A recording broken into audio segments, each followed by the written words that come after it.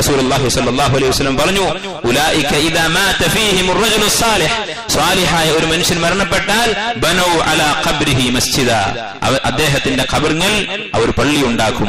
ഉലൈക ശിറാറു ഖൽഖില്ലാഹ്, അല്ലാഹുവിന്റെ പടപ്പുകൾ ഏറ്റവും മോശക്കാരവരാകുന്നു.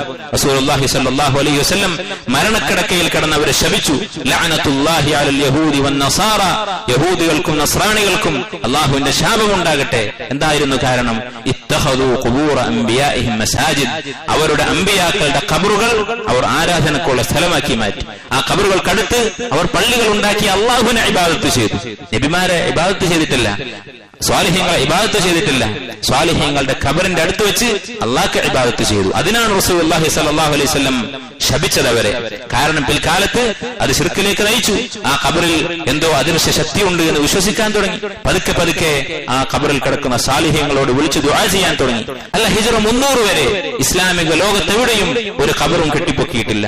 300 വർഷക്കാലം 334 ഹിജ്റയിലാണ് ആദ്യമായി ബുവൈഹികൾ എന്നറിയപ്പെടുന്ന റാഫിദികളിൽപ്പെട്ട ഒരു കക്ഷി ആയിഷ റളിയല്ലാഹു അൻഹക്കെതിരെ വ്യഭിചാരോപണം പറയുന്ന, സഹാബത്തിനെ കാഫിറാക്കുന്ന ഈ പിഴച്ച വിഭാഗം ഇറാനിൽ അധികാരം പിടിക്കുകയും അന്നാണ് ലോകത്താദ്യമായി മുസ്ലിം ലോകത്ത് ഒരു ഖബർ കെട്ടിപ്പൊക്കുകയും അതിനു മുന്നിൽ ഇബാദത്ത് ചെയ്യുകയും ചെയ്യുന്ന സമ്പ്രദായം ഉണ്ടാകുന്നത്.